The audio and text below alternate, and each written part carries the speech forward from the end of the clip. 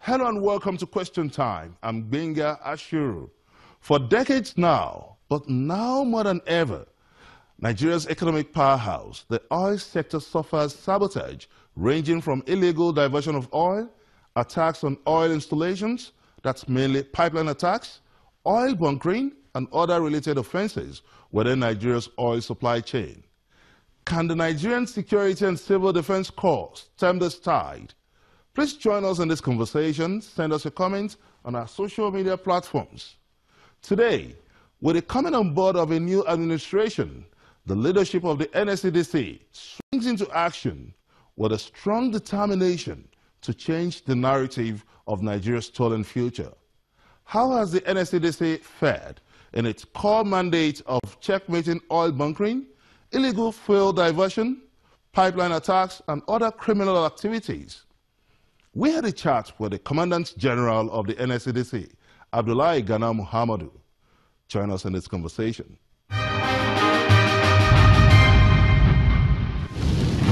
Let me start by saying that Civil Defense is an international organization with its headquarters based in Geneva, in Switzerland. And we have a unique mandate worldwide. The mandate is in the area of disaster management, rescue, relief, rehabilitation, integration, and reintegration of disaster victims. That has been the mandate of the Corps worldwide. Nigeria is the 66th member nation registered on the list of nations members of the International Civil Defense. Now, coming to Nigeria Security and Civil Defense Corps.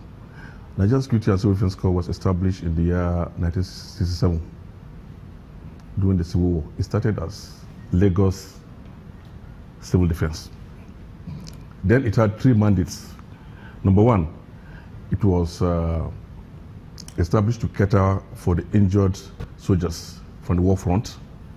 Number two, it was also saddled with the mandate of teaching the civil populace precautionary measures in case of emergencies and disasters.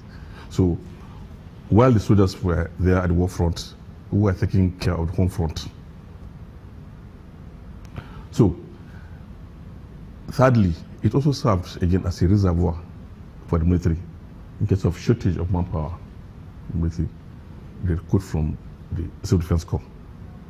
So now, after the Civil War, the Corps was now brought under the Federal Ministry of Internal Affairs, which is now Ministry of Interior. It was given ad hoc assignment there and there, and is spread all over the country. In 2013, the bill, 2003 precisely, the bill establishing the Corps into a full paramilitary outfit was passed into law by the National Assembly. Now, it still maintains that its international mandates of disaster management, of which is known for worldwide. Now, added to that, it was now given additional mandates of protection of critical infrastructure and national assets. When you talk of this critical infrastructure and national assets, you agree with me that, well, if you say it here, our attention goes to the oil pipeline, but it goes beyond that. It includes the power lines, communication masts, the roads, the bridges, and so on.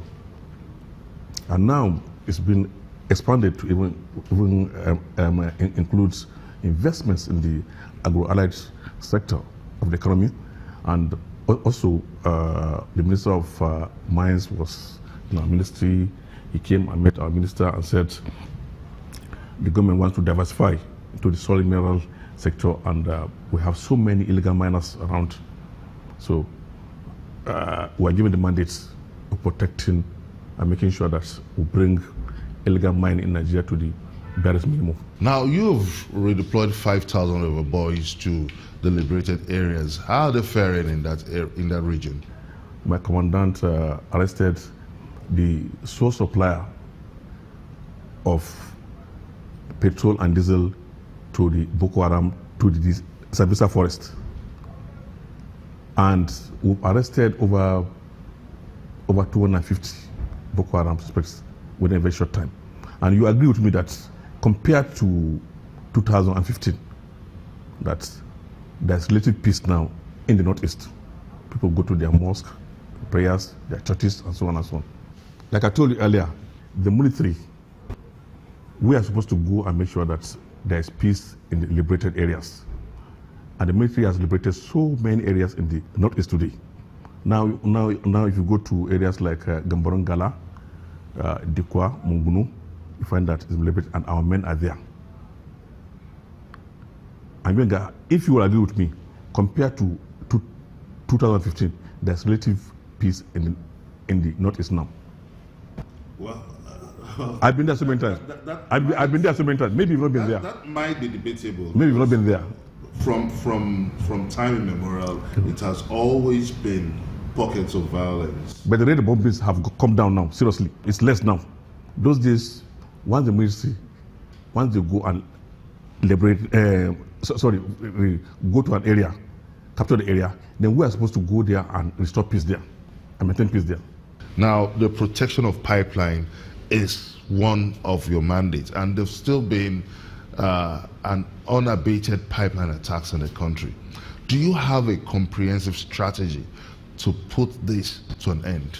Well, when we came in, you agree with me that as at last year, statistics has proved that we brought pipeline line validation in Nigeria to about 30%.